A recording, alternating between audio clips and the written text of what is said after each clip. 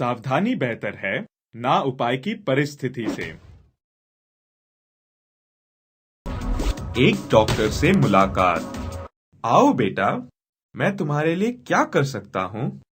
Doctor साहब, मैंने HIV के बारे में काफी कुछ सुना है, लेकिन मैं इसे पूरी तरह से समझना चाहता हूँ। क्या आप मुझे इसके बारे में समझा सकते हैं? जरूर। ये एक बहुत ही गंभीर और महत्वपूर्ण स्वास्थ्य का विषय है। HIV का मतलब है ह्यूमन इम्यूनोडेफिशिएंसी वायरस। यही वो खतरनाक जानलेवा वायरस है जिससे लोगों को एड्स होता है। ये तुम्हारी जान भी ले सकता है। क्या ये मेरी जान ले सकता है? क्या इसका कोई उपाय नहीं है? नहीं, HIV एड्स का कोई उपाय नहीं है। सावधानी न बरतने से ये किसी को भी हो सकता है। क्योंकि इसका कोई उपाय नहीं है, इसलिए ये जरूरी है कि हम एड्स को होने से रोकें। इसके फैलाव को रोकने के लिए और अपनी रक्षा करने के लिए हमें इसके बारे में सब कुछ समझना होगा। एड्स इतना खतरनाक क्यों है? यह हमारी जान कैसे लेता है? देखो, मैं समझाता हूं। एड्स इतना खतरनाक क्यों है? हमारा शरीर एक देश के समान है। इस देश की सेना को हम इम्यून सिस्टम कहते हैं। जिस तरह हर देश की सेना दुश्मनों से उसकी रक्षा करती है, उसी तरह हमारे शरीर का इम्यून सिस्टम बाहरी कीटाणुओं के आक्रमण से हमारे शरीर को बचा के रखता है। हमारी त्वचा एक मजबूत दीवार की तरह है जो हमें कई आक्रामक कीटाणुओं से बचाती है। हमारे शरीर के अंदर हमारे इम्यून सिस्टम के सेनापति, जिनको CD4 T सेल्स कहते हैं, जवानों में अनुशासन बनाए रखते हैं ताकि हम तंदुरुस्त और सुरक्षित रहें। हमारे जवान सेनापति की हर आज्ञा का पालन करते हुए भिन्न प्रकार के कीटाणुओं को मार गिराते हैं। वायरस भी एक प्रकार का कीटाणु है। क्या तुमने सर्दी खांसी, जुकाम, खसरा, छोटी मता या चिकन पॉक्स और पोलियो का नाम सुना है? ये सब बीमारियां वायरस से ही फैलती हैं।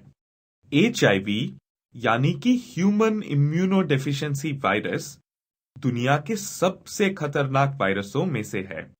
HIV दूसरे वायरसों की तरह बाहर की हवा में जीवित नहीं रह सकता और इसलिए हवा द्वारा ये वायरस हमारे शरीर में प्रवेश नहीं कर सकता है। पर अगर HIV हमारे शरीर के अंदर प्रवेश कर जाए तो बहुत ही खतरनाक बन जाता है। ये वायरस इतना खतरनाक है क्योंकि ये हमारे इम्यून सिस्टम के सेनापति को मार देता है। इसके बाद शरीर के अंदर HIV की संख्या तेजी से बढ़ने लगती है, जो पूरे शरीर पर काबू पा लेता है। इस परिस्थिति में लोगों को HIV पॉजिटिव कहा जाता है। अपने सेनापति के बिना जवान कमजोर हो जाते हैं और इसलिए कीटाणुओं का सामना भी नहीं कर पाते। समय के साथ HIV हमारे शरीर के सभी सेनापतियों को मार देता है और फिर हमारा इम्यून सिस्टम काम करना बंद कर देता है। जब इम्यून सिस्टम काम करना बंद कर दे, तब कहा जाता है कि उस व्यक्ति को एड्स यानी एक्वायर्ड इम्यून डेफिशिएंसी सिंड्रोम है। एड्स के मरीजों को बीमारियां इतनी आसानी से होने की संभावना है कि कमजोर कीटाणुएं भी गंभीर बीमारी या मृत्यु का कारण बन सकते हैं। भारत में एड्स एक गंभीर समस्या। HIV एड्स विश्व भर में एक गंभीर समस्या है। भारत दुनिया के उन देशों में से है जिसमें सबसे ज्यादा लोगों को HIV एड्स है। ये महत्वपूर्ण है कि हमें इस बीमारी के बारे में पूरी जानकारी हो ताकि हम लोगों को इस बीमारी से बचाएं। HIV एड्स किसी को भी हो सकता है, चाहे वो स्त्री हो या पुरुष, लड़का हो या लड़की, अमीर हो या गरीब, हिंदू, मुसलमान, सिख हो या ईसाई, एड्स किसी को भी हो सकता है।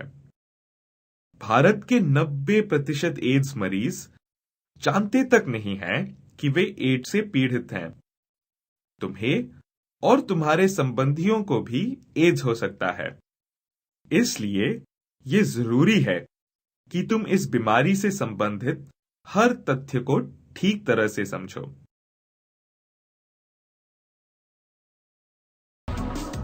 एड्स से संबंधित तथ्य को जानो। क्या एचआईवी या एड्स होना आसान है?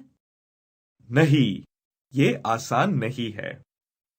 एचआईवी सर्दी जुकाम की तरह हवा से नहीं फैलता और ना ही ये खाने पीने की चीजों से फैलता है। मुर्गी, गाय या किसी जानवर के द्वारा भी एचआईवी नहीं फैलता। ये केवल मानव के कुछ शारीरिक फ्लूइड्स यानी रसों में ही जिंदा रह सकता है और इन्हीं फ्लूइड्स के द्वारा फैलता है। हम सभी के शरीरों में कई फ्लूइड्स होते हैं, जैसे कि आंसू, पसीना, थूक इत्यादि। ये वायरस केवल 3 शारीरिक फ्लूइड्स के द्वारा फैलता है। ये है हमारा त्रिकोण मंत्र। त्रिकोण मंत्र: 1 खून, 2 मां का दूध, 3 यौन रस। अच्छा, और बाकी शारीरिक फ्लूइड्स? मैं ये कैसे जान सकता हूं कि कौन से खतरनाक हैं और कौन से नहीं? तुमने अच्छा सवाल पूछा, मैं समझाता हूं।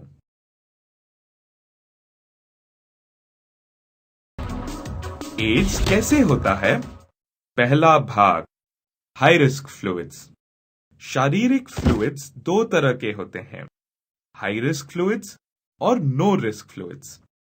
एचआईवी एड्स केवल हाई रिस्क फ्लूइड्स यानी खून, मां के दूध और यौन रस के द्वारा फैलता है।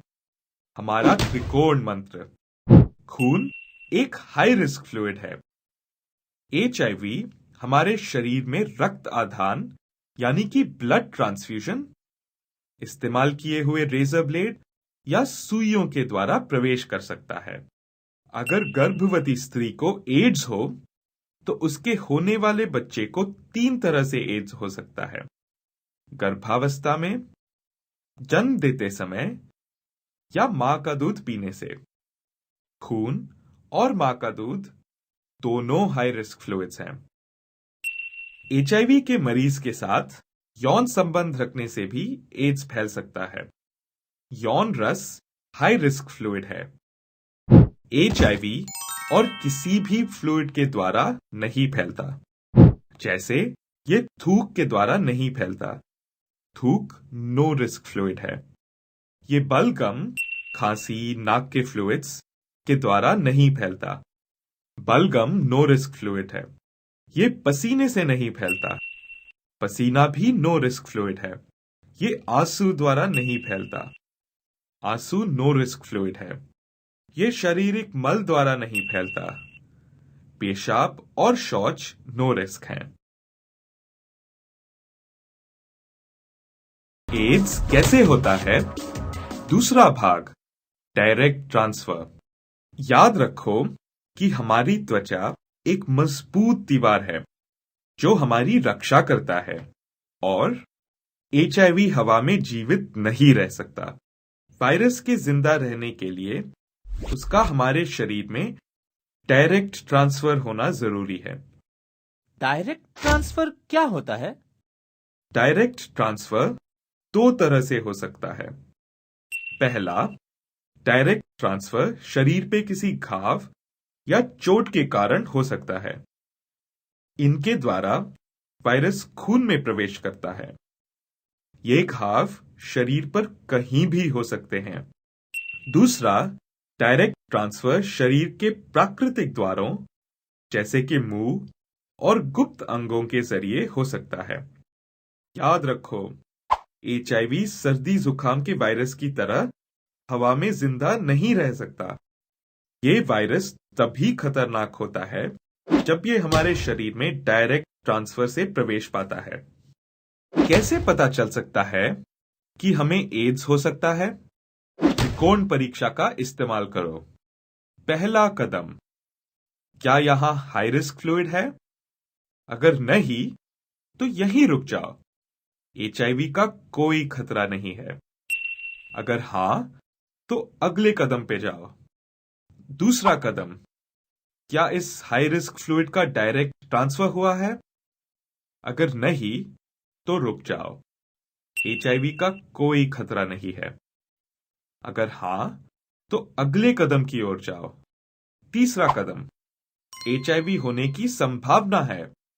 तुरंत डॉक्टर से मिलो। लेकिन मैंने सुना है कि एड्स का मरीज अपनी खांसी के द्वारा एचआईवी या एड्स फैला सकता है।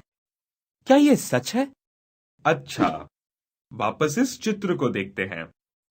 इस बार तुम मेरे सवालों का जवाब देना मेरे डॉक्टर की पहेली द्वारा।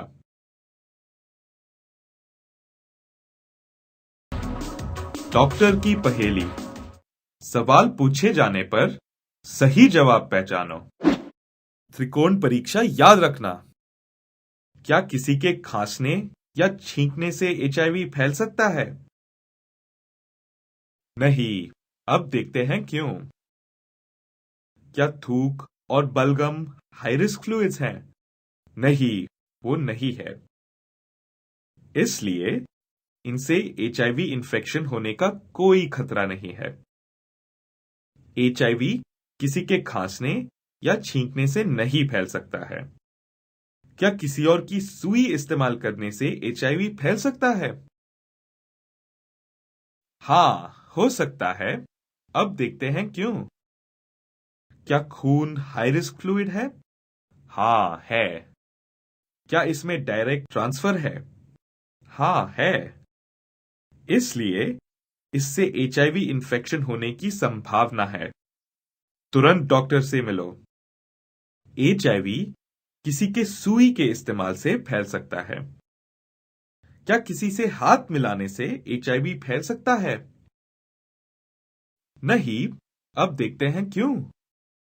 क्या त्वचा हाई रिस्क फ्लूइड है? नहीं, वो फ्लूइड ही नहीं है। इसलिए इससे एड्स होने का कोई खतरा नहीं है। एचआईवी किसी से हाथ मिलाने से नहीं फैल सकता है। क्या शौचालय से एचआईवी फैल सकता है? नहीं। अब देखते हैं क्यों। क्या पेशाब और शौच हाई रिस्क फ्लूइड है? नहीं, वो नहीं है। इसलिए इनसे एड्स होने का कोई खतरा नहीं है। एचआईवी शौचालय से नहीं फैल सकता है। क्या एचआईवी मुर्गियों या गायों द्वारा फैल सकता है? नहीं। अब देखते हैं क्यों। हमें त्रिकोण परीक्षा का इस्तेमाल करने की जरूरत नहीं है, क्योंकि एचआईवी जानवर या कीड़ों से नहीं, सिर्फ मनुष्यों से फैल सकता है। इसलिए इससे एड्स नहीं हो सकता। एचआईवी जानवर या कीड़ों से नहीं, सिर्फ मनुष्यों से फैल सकता है। क्या किसी से गले मिलने से एचआईवी फैल सकता है? नहीं। अब देखते हैं क्यों। क्या पसीना हाई रिस्क फ्लूइड है? नहीं, नहीं है। इसलिए इससे एड्स होने का कोई खतरा नहीं है। एचआईवी किसी से गले मिलने से नहीं फैल सकता है। क्या मां के दूध द्वारा बच्चे में एचआईवी प्रवेश कर सकता है?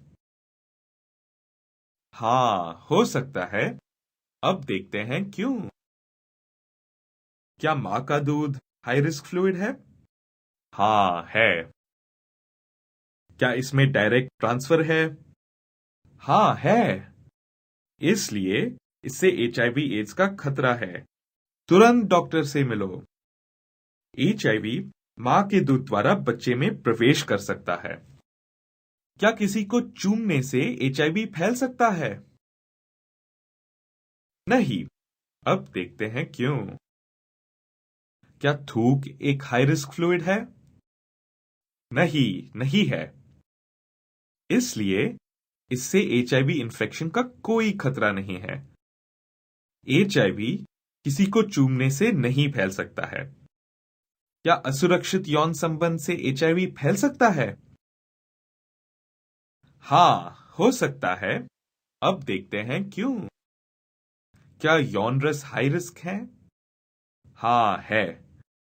क्या इसमें डायरेक्ट ट्रांसफर है? हाँ, है। इसलिए इससे एचआईवी इन्फेक्शन होने का खतरा है। तुरंत डॉक्टर से मिलो। एचआईवी असुरक्षित यौन संबंध से दोनों पुरुष और स्त्री में फैल सकता है। क्या मच्छर के काटने से एचआईवी फैल सकता है? नहीं। अब देखते हैं क्यों। हमें त्रिकोण परीक्षा का इस्तेमाल करने की जरूरत नहीं है, क्योंकि एचआईवी जानवर या कीड़ों से नहीं, सिर्फ मनुष्यों से फैल सकता है। इसलिए इससे एड्स होने का कोई खतरा नहीं है। पर डॉक्टर साहब, मच्छर आदमी का खून चूसते हैं, इनसे इन्फेक्शन का रिस्क क्यों नहीं है? अच्छा सवाल पूछा तुमने। ये एक खास केस है। मैं तुम्हें दिखाता हूं क्यों इनसे इन्फेक्शन का रिस्क नहीं है। आओ फिर से त्रिकोण परीक्षा पर ध्यान दें। क्या खून हाई रिस्क फ्लूइड है? हाँ, है। क्या इसमें डायरेक्ट ट्रांसफर है? नहीं, नहीं है। मच्छर सिर्फ शरीर से खून चूसते हैं, डालते नहीं। इसलिए इसमें कोई डायरेक्ट ट्रांसफर नहीं है। इसलिए इससे एचआईवी इन्फेक्शन का कोई खतरा नहीं है। एचआईवी मच्छर या किसी और कीड़े के काटने से नहीं फैल सकता है। ये नियम हमेशा याद रखना। एचआईवी सिर्फ मनुष्य से मिल सकता है, किसी जानवर या कीड़े से नहीं। क्या आप किसी को देखकर बता सकते हैं कि उन्हें एचआईवी या एड्स है? नहीं, आप किसी को देखकर नहीं बता सकते कि उन्हें एड्स है। आंखें धोखा दे सकती हैं।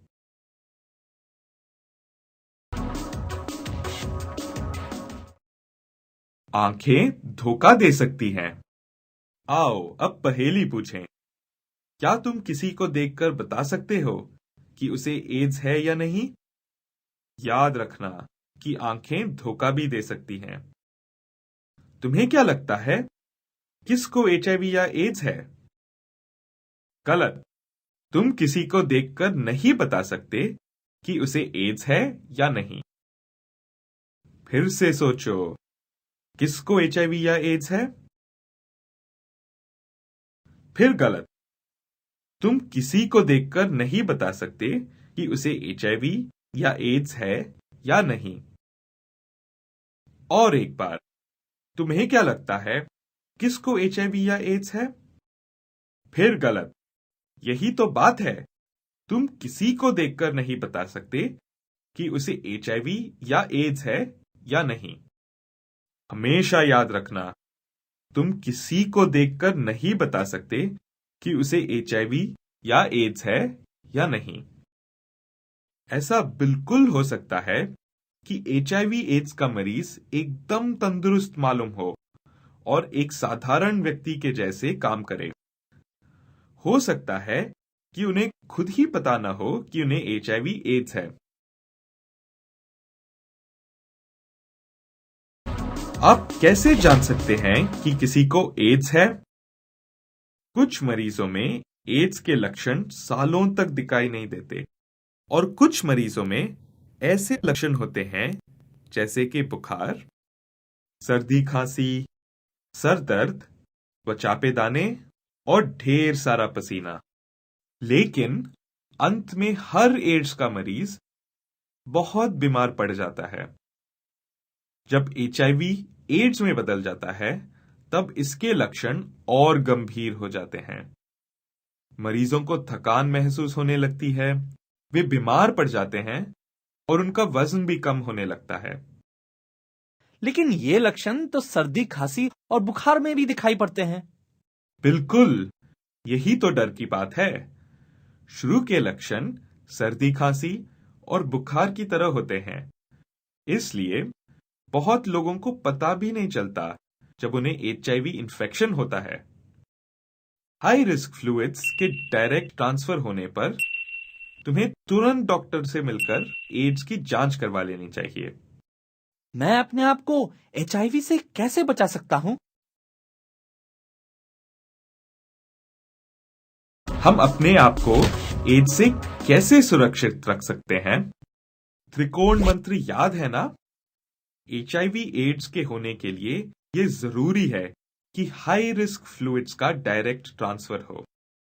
खून, किसी के साथ रेजर ब्लेड या सुइयां मत बांटो। इन चीजों से एड्स होने का खतरा है। इनमें एचआईवी छोटी मात्राओं में उपस्थित हो सकता है जिन्हें तुम अपनी आंखों से नहीं देख सकते। खून केवल उन ब्लड बैंक्स को दो जो अपने औजारों को स्टेरिलाइज रखते हैं। अगर तुम किसी का खून लेते हो तो ये जरूर पता करो कि उसमें एचआईवी तो नहीं है, और ये भी देखो कि सुइयां जीवाणुहीन यानी स्टेरिलाइज्ड हैं। खून और मां का दूध, बच्चे को एड्स का खतरा मां के गर्भ में हो सकता है, जन्म के समय या मां के दूध से भी हो सकता है। लेकिन एक डॉक्टर की मदद से गर्भवती स्त्री अपने बच्चे को एड्स होने से बचा सकती है। वो एक तंदुरुस्त बच्चे को जन्म दे सकती है।